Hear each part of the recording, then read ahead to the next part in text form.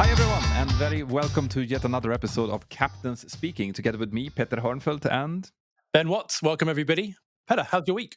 it's been a good week. It's been a good week, a very busy week. We're in quarter four now, which Yeah. means we are in like peak video production. So me and the team are working almost around the clock in order to get these like mammoth productions out on time. So yeah, it's very busy days, but it's also pretty rewarding. And it's one of those things that you always know is going to come towards October, November, December. And for those of you who doesn't know, that's because there's just, when it comes to actually making money on YouTube, which a lot of people are interested in, the end of the year is where we make the vast majority of what's going to pay the salaries for the team for the rest of the year. So we Mm. have to really pump out good high quality content towards the end of the year for that to happen. Yeah. And it's those kind of workloads on the horizon that you kind of dread, isn't it? You kind of look at it and go, "Oh, I've got so much to do." But like you say, once you've done it, you're like, I feel so good. Yeah, and it's similar to what we know as pilots when you get in towards the summer season, when April is coming up, you know that okay, from like the beginning of April or so, now it's going to start to ramp up until it becomes crazy around June, July, August, and then it starts to kind of slow down a little bit again.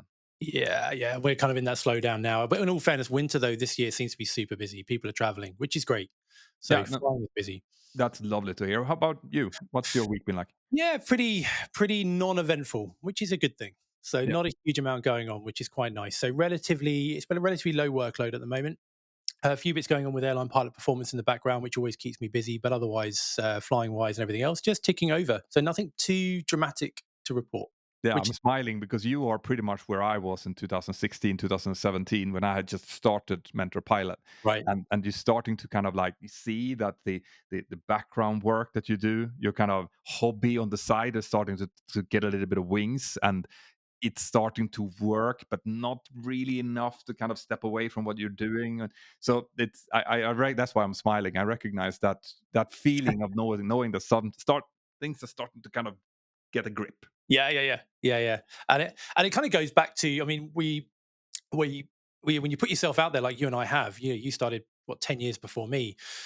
But when you do put yourself out there, there's always going to be a responsibility because you do put yourself out there as a source of information, Mm. of factual information, and it kind of links back to what we were speaking about during the UPS incident, where it would kind of be wrong for us now not to go and say something because you put yourself in that environment, and now you don't say anything. It's kind of and it was great. We did a session last week, didn't we, on comments?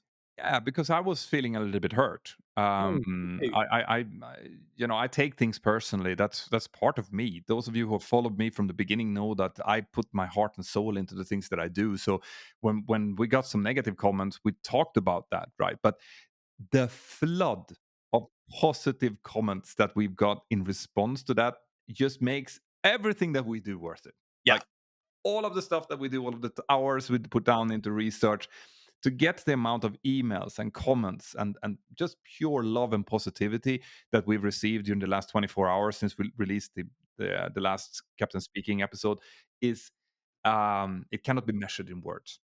No, and you've because it's easy to see people on a screen, isn't it? And but at the end of the day, we're human, and when you do see a bit of negativity, even though it's a much smaller percentage than the positives that we did initially see, it gets to you. But then seeing that flood was just—it's just awesome. You guys are awesome. Yeah, and so one of them put it. I read one of the comments that really I think hit the nail on the head, which said that it's hurtful. Like from his point of view, it's so sad to see that you're spending so much time Mm, talking about one negative comment when there's clearly so much positive comments out there. And I couldn't agree more. This is just a fallacy of the human mind that you concentrate on the bad rather than the good. The mm. fact is that the bad is dwarfed. It's not even a dot if you look at all of the comments that are out there. So no, I just wanted to finish on that. Like we really do appreciate all of the positive comments.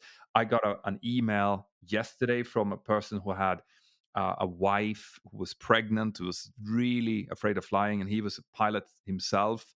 And I said that like I've had problems to give her resources to fight her fear of flying and also her fear of me, as in him, being flying every day. So she didn't like it that he was going to work because she thought it was dangerous and stuff. But and that we provide a little bit of a resource that he can use in order to calm her down and make her feel better about his work. And those are the kind of things that just lights up my day.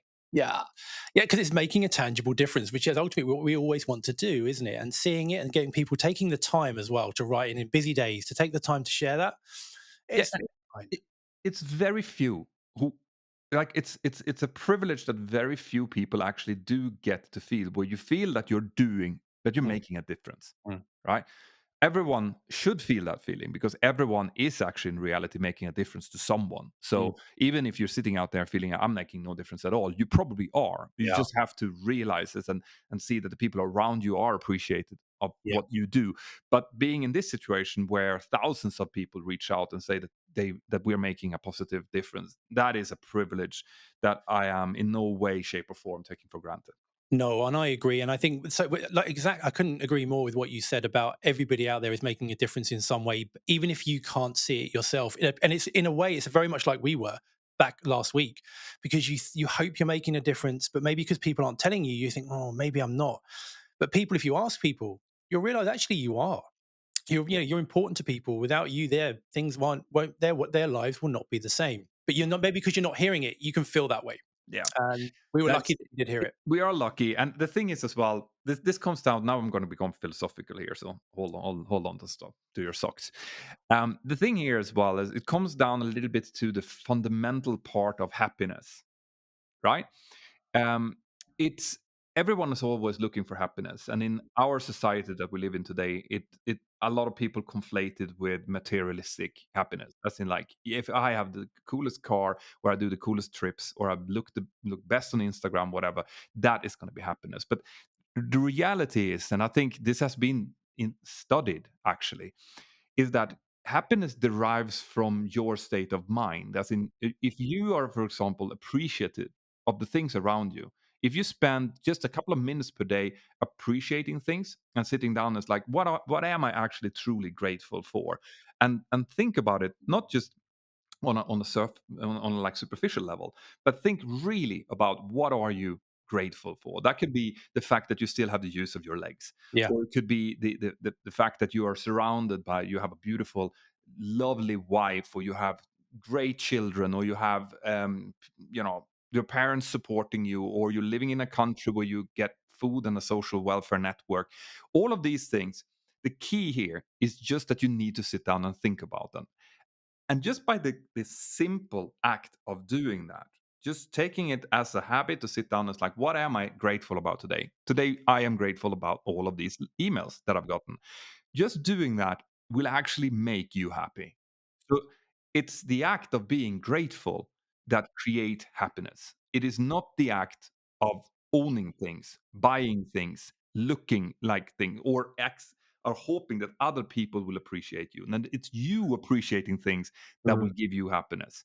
And Yeah, absolutely. I mean, it's the old glass half, looking at the world as a glass half empty or the glass half full, isn't it? You can look at it either way, and it's everything. I remember when my kids were young, and the house was like a creche. They're running around. There's boys bouncing off the walls. It's chaos, and you're tired, and you think, "Oh my god, I just need to, I need to scream into a pillow."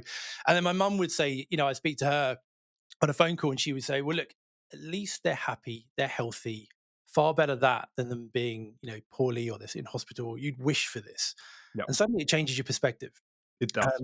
And even from a professional perspective, pilots are moaners as a breed. We like people moan, and you fly. Sometimes you fly with people that are moaning, and I've done it with FOs even. And we've got an amazing job, but it's so easy to take it for granted. We'll be up on a Monday morning at 7 o'clock, you're on early, maybe a bit tired, and you're over the Alps, and this guy's moaning. And I've said to them a few times, "Go look, just take a second and look where we are. Yeah, there's things we'd like to improve. Yeah, we'd like this and that, but look what we're looking at.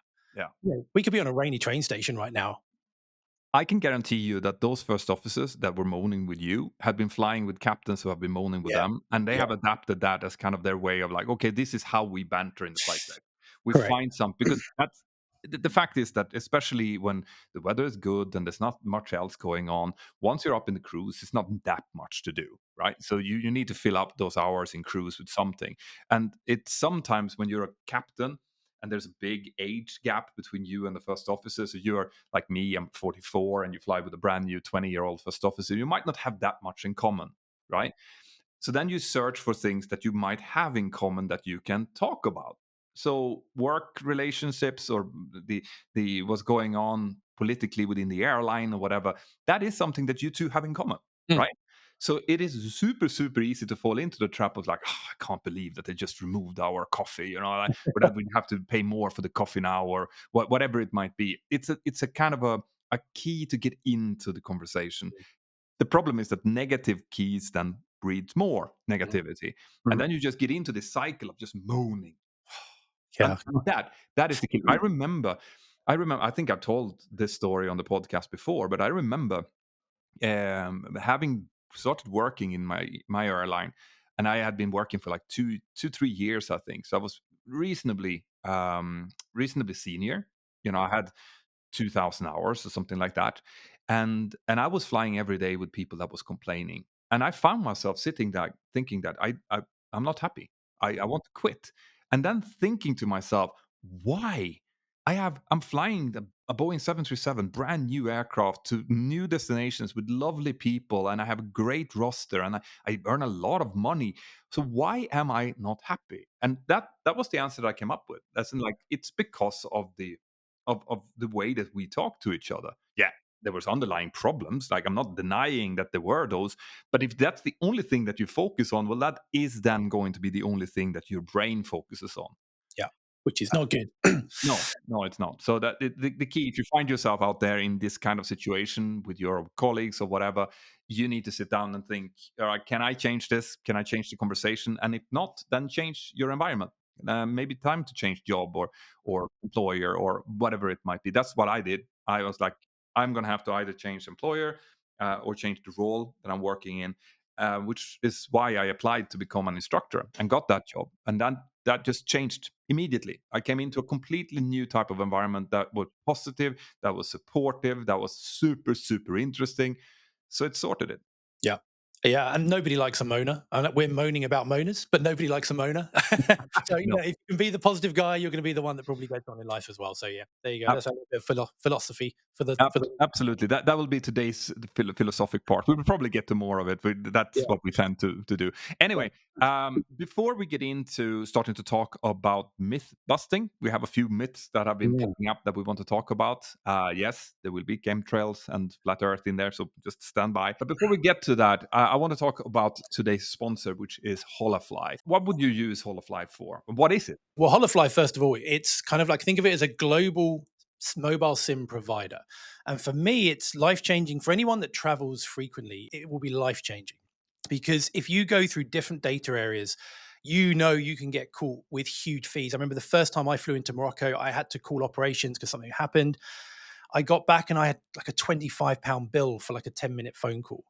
And it's like, oh my God, but with Holofly, once you've got Holofly installed, you now doesn't matter where you are, you've got 160 countries you can travel into with just one eSIM, Yeah. and it will now prevent you getting these horrendous data roaming charges. This means that you don't need a physical SIM card.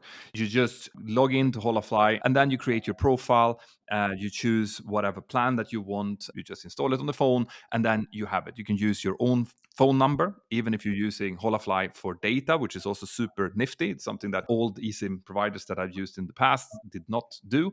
But one thing that I think is really cool is that rather than just buying a data package, you can buy either their light package, which is 25 gigabytes per month and it's renewing monthly, Mm, which is good for, like, making phone calls, sending the odd holiday pictures or whatever. Or you go with the unlimited plan, which yeah. is what it sounds, unlimited. It then renews monthly. You can cancel at any time, but you can also pause it. So if you're out traveling, for example, creating content, doing a lot of video calls and stuff like that, and then you can come home, you can then pause it and then reactivate it as you go traveling again. So this is perfect for, like, pilots, cabin crew, digital nomads, or just flying in business. So go to esim.holafly.com and then you use the code mentor on checkout. That will give you 10% off, and it will also help us and the podcast to continue to exist. So thank you, Holafly, for sponsoring. Awesome. So, myth busting. Right, here we go. Right. Controvert. The first thing that I want to talk about is autopilot. Okay. So So this is very flying specific, because obviously you'll always come across people who, definitely not the ones that are following this podcast, but maybe people who have not even a fleeting interest in aviation and mm, hear that you're a pilot. When you say so, they will say, "Well, that's great. You know, you I guess you just press that um, button and then the autopilot will do the job for you." gee, if I had a pound for everybody someone said that to me, I'd be a very wealthy man. Yeah, You I would have at least £5. know? Yeah. Oh, okay. Yeah. Yeah. So, what's the truth? Like, if, are we going to go down to the real bottom here? To like, what is the autopilot? Yeah, I mean, we can do. I mean, there is. I mean, there's depending on which level you take it to. There is a some fact in it that yes, we engage in autopilot, and yes, the autopilot has revolutionized the way we operate, without a doubt. It's amazing.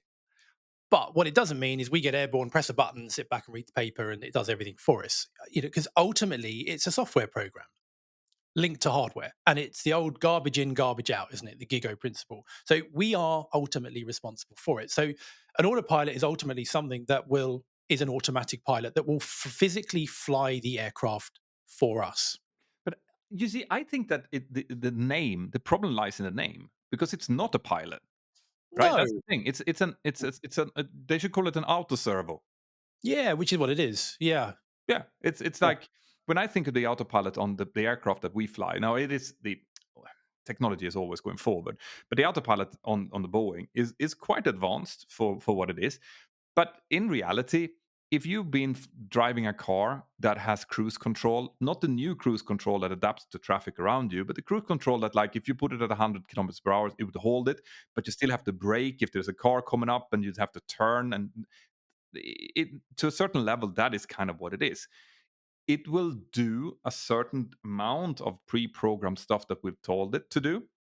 It's also important to point out here that the autopilot comes in basically, the automation comes in three different stages.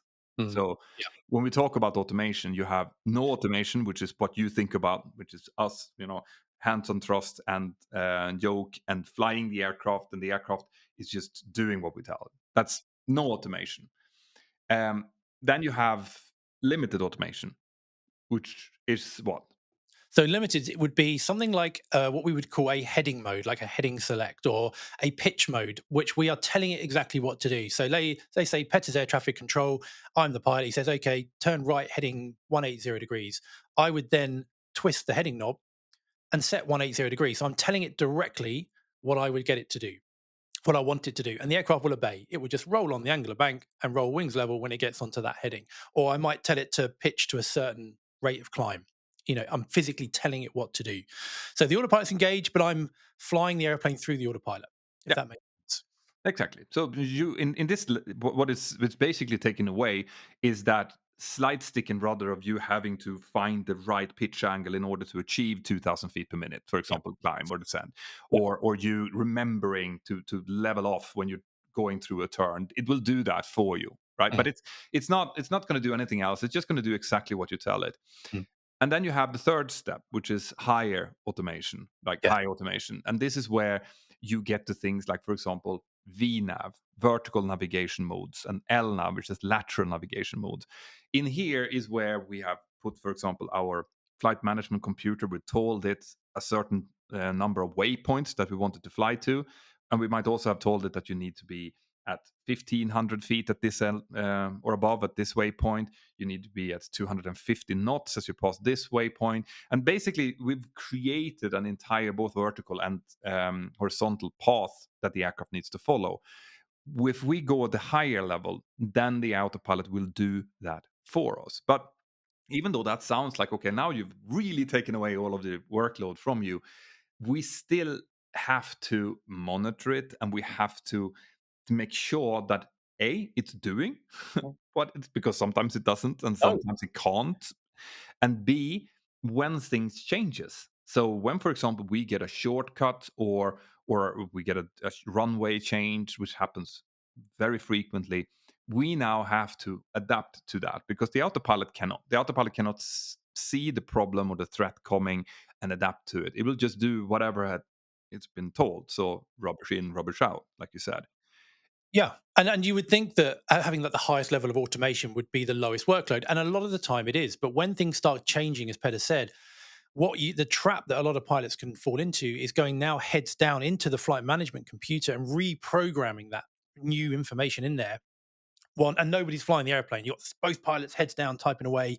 It takes ages to do. Whereas, in fact, downgrading the level of automation can actually be a much better way to go. So, rather than going into the fully automatic vertical navigation mode, you take it out of that and go into a manual mode, like level change, which will, or a vertical speed mode. And we're now telling it exactly what we want to do. And it becomes so much simpler. Yeah. So, and I've had times where I've had to downgrade it to the lowest stage and actually disconnect where the autopilot's done something very strange. Yeah, And that's the reaction to the classic "What's it doing now?" yeah, Eh, this is like if you're a pilot out there, you know exactly what I mean. If you're not a pilot out there, this is where the autopilot it's become so advanced, and there's so much stuff put into the flight management computer that sometimes the aircraft might start doing something that we did not intend for it to do or we did not expect it to do.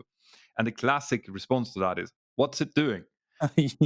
Whenever that happens, even if what it's doing is correct, you're still in a bad space because your situational awareness, as in your understanding of what the aircraft is and what it's supposed to do, is not following what it's doing. And that can just never ever be allowed to happen. So it's better then to, like Ben says, reduce your level of automation, heading select, level change, get it onto the track that you want, and now confirm with that traffic control.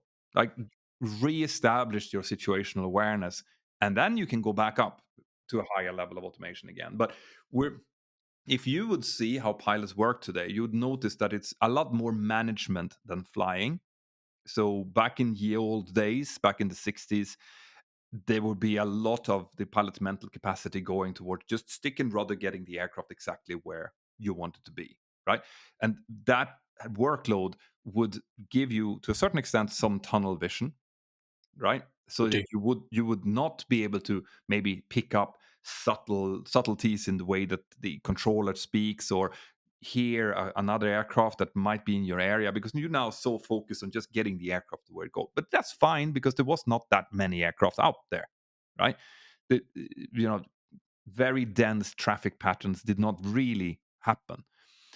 But this is also where you had to basically be an astronaut to be a pilot back Yeah, then, right? yeah. You'd have to be Chuck Yeager to to do this because you had to have so much spare capacity on top of the flying, so Mm. that you still had good situational awareness and still could do all of these things, Yeah. which is a little bit where the kind of pilot myth come from, Mm. you know? Yeah.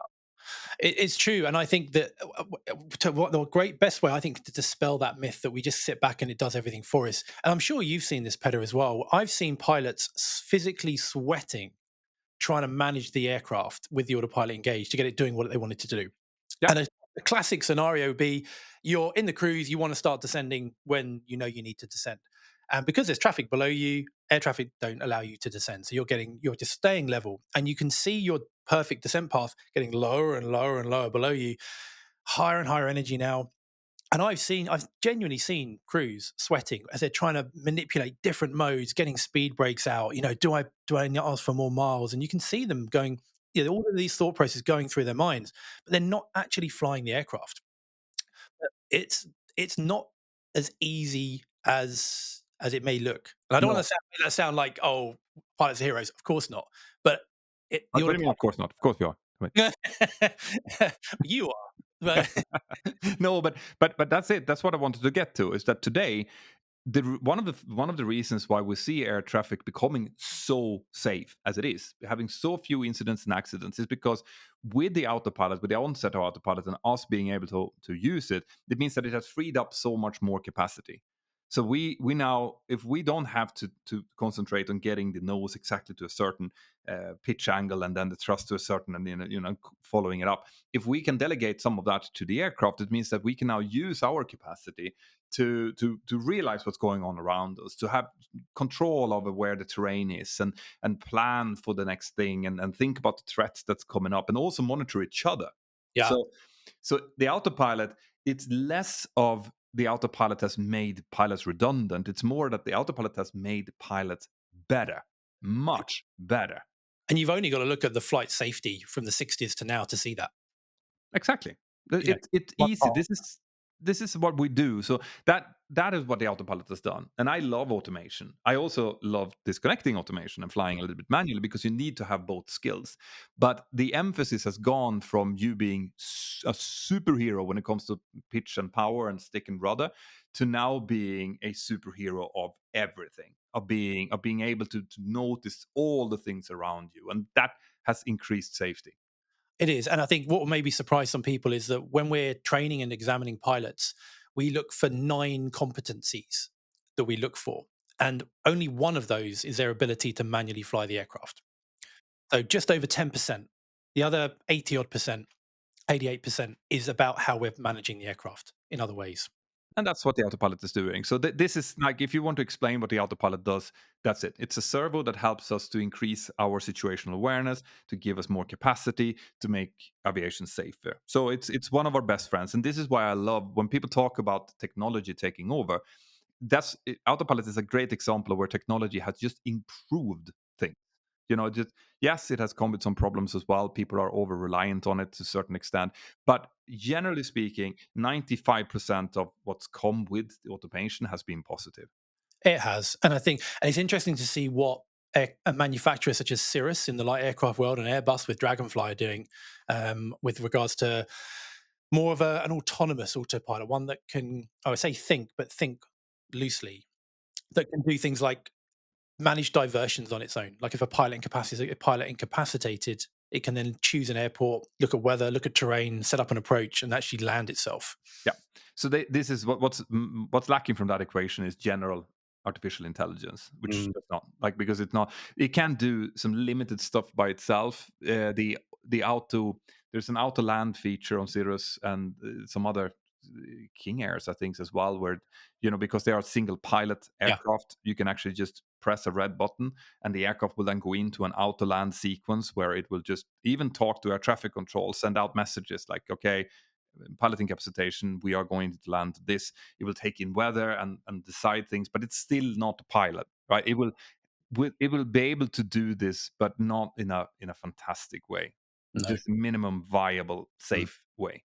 Mm. So I think that is kind of where we will leave it when it comes to the Yeah. autopilot. So if you now, have yeah, if you have more questions about this, then please put them into the comments here below, or send them in to captains@mentorpilot.com, and we'll see. yes, do. Yeah, because with the myth busting could be like a mini series we might run every now and again just to kind of go through some of these. So if you've got any myths you hear, anything you're unsure of, yeah, let us know in the comments or an email. Captains@mentorpilot.com. So Now, let's get to the slightly more annoying one. So the autopilot one, the questions about autopilot comes from a yeah. place of genuine curiosity. Now, the next two things that we're going to discuss, they don't come from that. They come from a perceived reality, which is different from ours.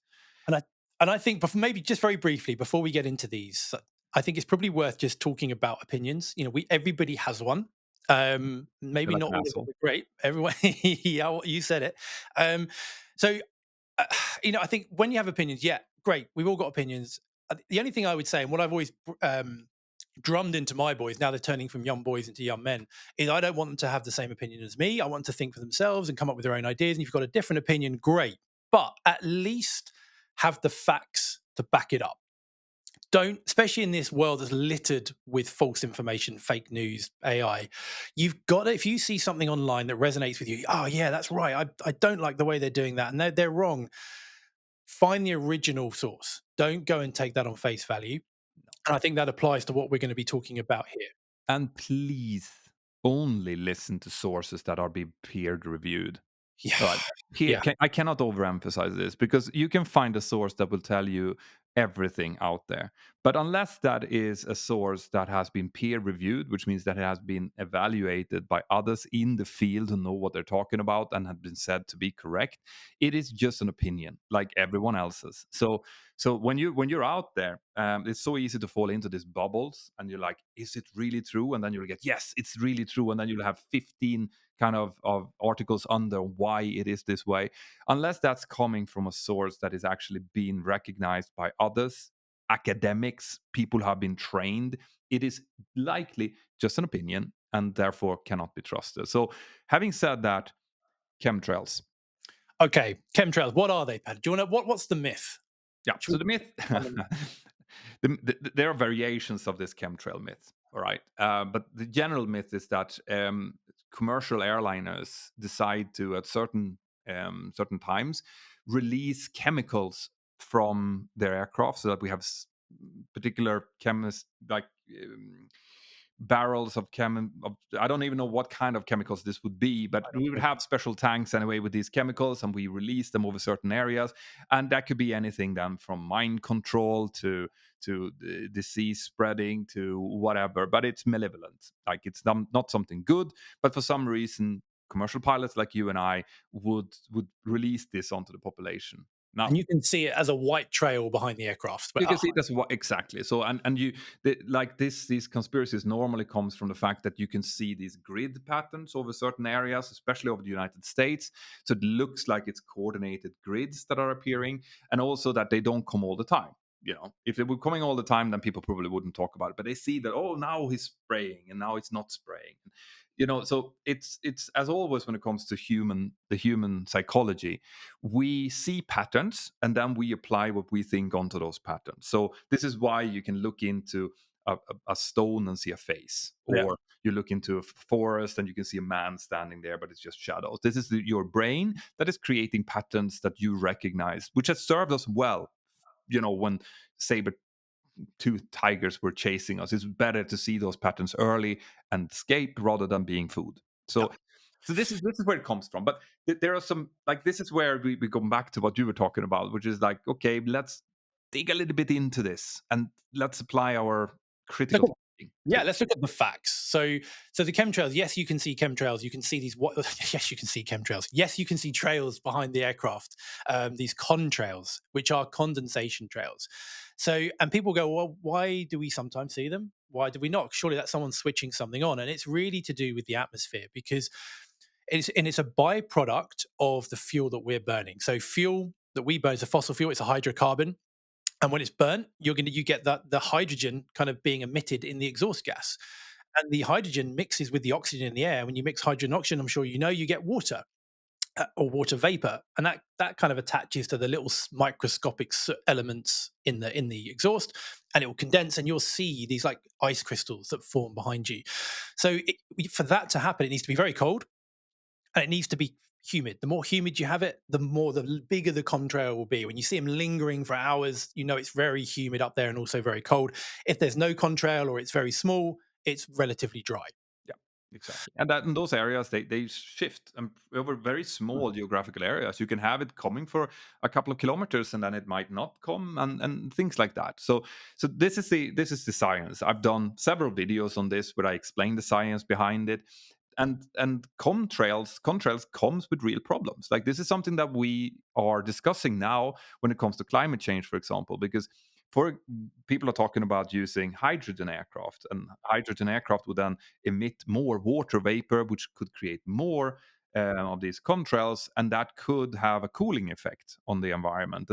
And they can also have a warming effect if it actually creates a layer Yeah, of clouds that keep the radiation inside. So we are looking into this. Um, the scientists are looking deep into this to see what the effects are of different types of fuel and things like that. But I mean, obviously, this is what, when we say this, the people that believe in chemtrails, they will say, "Well, you're just part of the mm, conspiracy." yeah, Right? yeah. It's impossible to actually reason with these people, because no matter what you say, it's just going to be met with, "Well, you're lying," Mm. and which just makes it very, very tiresome. And this is why I don't spend much time talking about it.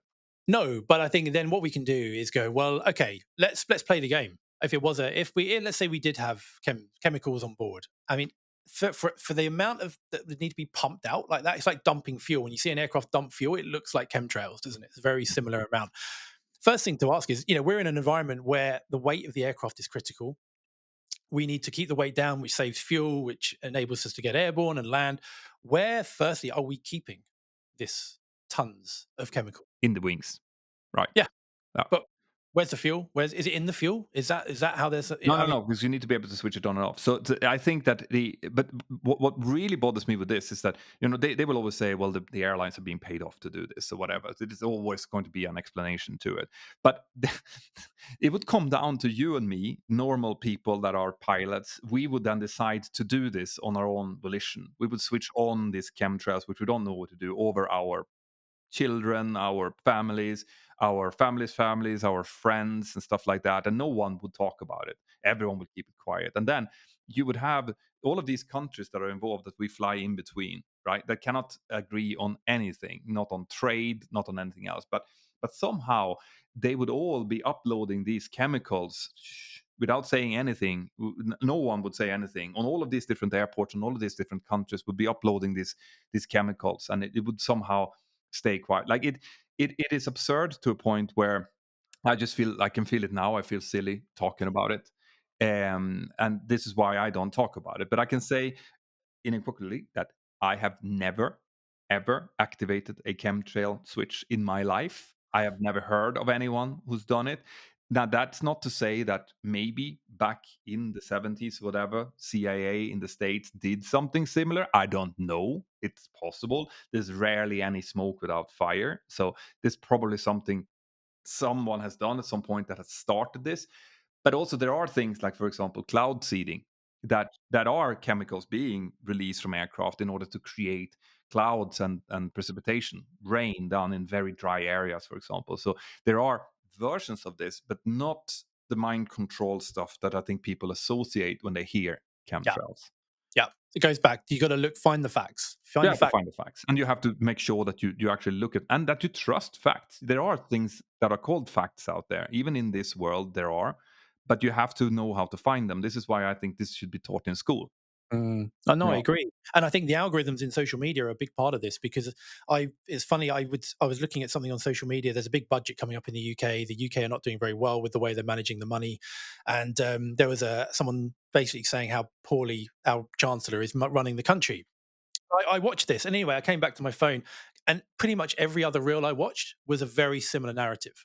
So it makes you feel that the whole world now is agreeing with this negative issue, this negative way that our department, our Labour government are running it. So it feeds that opinion of yours based on the algorithm. If I'd watched something completely opposite, I'd no doubt get something completely different. absolutely. And th- this is what I mean by that it should be taught in school. It should be Mm, taught in school, not a specific way of thinking, but a very specific way of being critical of sources. Knowing, like, how do you evaluate sources? What is a peer reviewed um, article, for example, versus something that's not? That doesn't mean that there's any political bias in it. It's just saying that, yeah, this particular thing is science and this particular thing is not science. And then you can have your own belief system built around that. And I don't have any input on that whatsoever. But at least you can come and say unequivocally that these are the facts and these are not the facts. so Right? form your own opinion. Yeah. Form your own opinion and do so. And this, the reason I'm a little bit worried about saying form your own opinion is because part of the problem is that everyone forms their own opinion, even on facts. Mhm. Right? So you come up and say something that is absolutely true. This has been up until the year 2000. No one questioned this Mm. particular fact. I can't come up with something right now, but it would be something that needed you. And like, the Earth is round. Oh, yeah. Okay. That's a good segue. Go on. Yeah, right. So we have proven this in so many different ways. There's no question about the fact that we're living on maybe not a perfectly round thing, but it is more like spheroid. I think it's a little bit. It's not exactly round, but it actually has a round shape. Okay, this is something that we've all agreed on because we've proven it through a vast array of scientific experiments. But then all of a sudden, there forms a group of people who say, no, absolutely not. It's flat because you can see it's flat, and this is how it is now. And for some reason, their opinion has the same weight as the peer-reviewed data, the facts, and everyone's have the right to share their opinion. So that now becomes a big part. Like if you go out and search on the internet and you just search, is Earth flat or round? I bet you that the first couple, like first 10, is going to be this is why the Earth is flat, Mm, and that boggles my mind. I know. I even got this question. I was in a restaurant a little while ago, and a waiter. I was waiting, and we got chatting, and he said, "Oh, what do you do?" I'm a pilot, and he said, "Oh, tell me, is the Earth flat or round?" And I kind of looked at him as though I couldn't work out if he was joking or not, and he was deadly serious. I was like, "Oh." So we had a bit of a chat about it. Oh, okay, that's really cool to know. But it's surprising how many people do think this. And that's the problem. That's the problem. That this person had not. He was not part of the conspiracy. He was just genuinely curious because when he was searching for this on the internet, it seemed like both sources, Yeah. like both sides, had reasonable arguments. It's just that one has what they think are reasonable arguments. The other ones have peer-reviewed facts that have been proven through scientific experimentation, right? And those two are not the same, No, they look right? the same, but they're not very different layers and depth of and weight behind each word that's written. Yeah, and the algorithms, the way that they're built now in social media is that they will forward whatever creates most outrage. So if you have something that is contrary to the popular opinion, that will actually be elevated because that will now force more people to engage. Like, how can you think it's flat? It's round. Obviously, this is a positive for the algorithms out there. This is how Meta and Google make money. They make it from ads. So this is a great thing. Perfect. Let's push that. Let's see if more people can engage in this discussion about what's actually right. So the flat earthers out there, there are people that are genuinely confused about it and has best of intentions, and I do not mock them in any way, shape, or form. But the earth is not flat, my friends. No. Our navigational system, the GPS system that we follow every single day, would not work unless we had satellites that were in orbit around the world. It wouldn't work, right? Time zones would not work. You wouldn't be able to take your phone up and do a video call to your friend in Japan and see that it's dark there while it's bright where you are. If you were on a flat plane and you had a lamp that you shone on specific places, everyone would still be able to see the lamp. It just wouldn't illuminate your specific area. Mhm. Um, I mean, the- we see that. I mean, even when we're flying, if you fly and you're flying, fortunate enough to fly around sunset or sunrise, you always see the shadow of the Earth as the sun is setting behind us as we're heading east. yeah, As the sun's going behind the Earth, you can see the shadow, the curve of the shadow of the Earth, and it's an awesome view. yeah, But you see it every time you go flying, sunrise, sunset. You'll see it. yeah. We can probably show it here if you're Yeah, watching this on YouTube. you can Uh, see. on top of that, I always get the question, well, you're a pilot, so doesn't that mean that you have to then continuously pitch down in order to follow the round the Earth? But here again comes that like this is why people should stay in school because if when people think about it, for that to make sense, for that argument to make sense, people are picturing the globe as the globe that you have in your living room, like the Earth globe that people have, and then they're pitching an aircraft above that. The problem is that with that picture in your mind, that aircraft would need to be as big as a country. And if that aircraft was as big as a country, then yes, you would definitely see it pitching down continuously in order to follow that globe. In fact, it's so small that in reality, if we're looking at our gyroscopes, and a gyroscope will be fixed at a point in space. So it's absolutely true that if you're looking at a gyroscope, it will go straight ahead, right?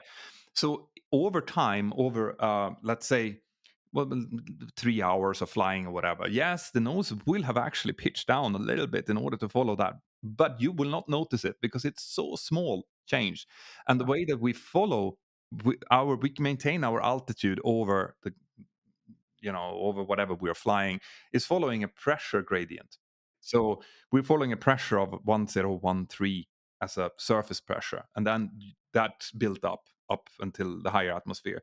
So that means that in reality, we're not flying at its maintaining the altitude. We're actually changing a little bit in actual meters over the Earth. Like if you would look at how an aircraft flies, even though our altimeter says 41,000 feet, in reality we will be, 41,500 feet, 41,200 feet, whatever. But we're following a specific pressure curve when we're on standard pressure, when we're flying on flight levels Yeah, specifically. Eh, yeah, so the actual change of the curvature of the Earth would be a teeny tiny part of us flying our maintaining our altitude. So no, we would not sit and constantly pitch forward. If we flew an aircraft as big as Sweden, we would, but we'd not. No, and remember, we're pitching forward in space, not in relation to the Earth. They're two very different things there. The pitch attitude of the aircraft will be the same, but in space, it would look like that you're actually, going over the top and back down again. But your attitude over Earth is the same. And then a Like, great way of, yeah, go on. yeah, no, no, and like I said, like you were probably about to say, if you're standing in a clear day and you look at the chemtrails, when you look at the contrails and you look out of the sea, you'll see how they disappear beyond the horizon. It looks like the aircraft is just going straight into the water. What Yeah. you're seeing is the curvature of the Earth. You're seeing the aircraft that has been flying the same altitude and has been following the curvature of the Earth, and then it Mm. disappears beyond. Yeah, and you can even see it like if we go down to the beach around the UK at the moment, there's lots and lots of wind farms just offshore, 5 or 6 miles offshore, maybe a bit further. And you can, if you're on the beach with binoculars, you can see these windmills, but all you can see is like the top third of them. It almost looks like the blades are digging in the water as they're Yeah. spinning. And that's because of the curvature of the Earth. If you raised up yourself up, 1,000 feet, you'd see all of it.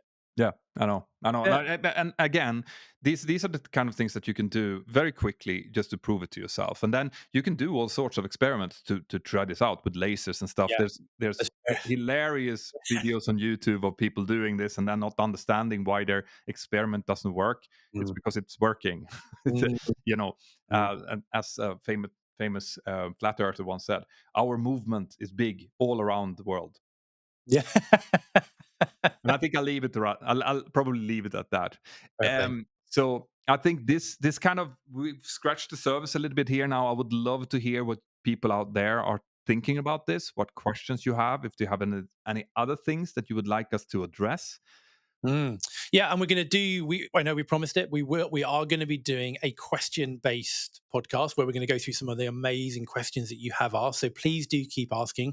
We're going to pick them, go through them, discuss them, and there's a lot of great questions in there. So if you do have questions, comment below or email captains@mentorpilot.com. Absolutely. And keep sending in your comments. We love seeing them. We love hearing them. And remember that you can also listen to this as a podcast on whatever platform that you love listen to your podcast on. So with that, thanks a lot, Ben. It's been lovely as always. Always a pleasure. And we'll see everyone out there next week. See you next week, guys. Take care.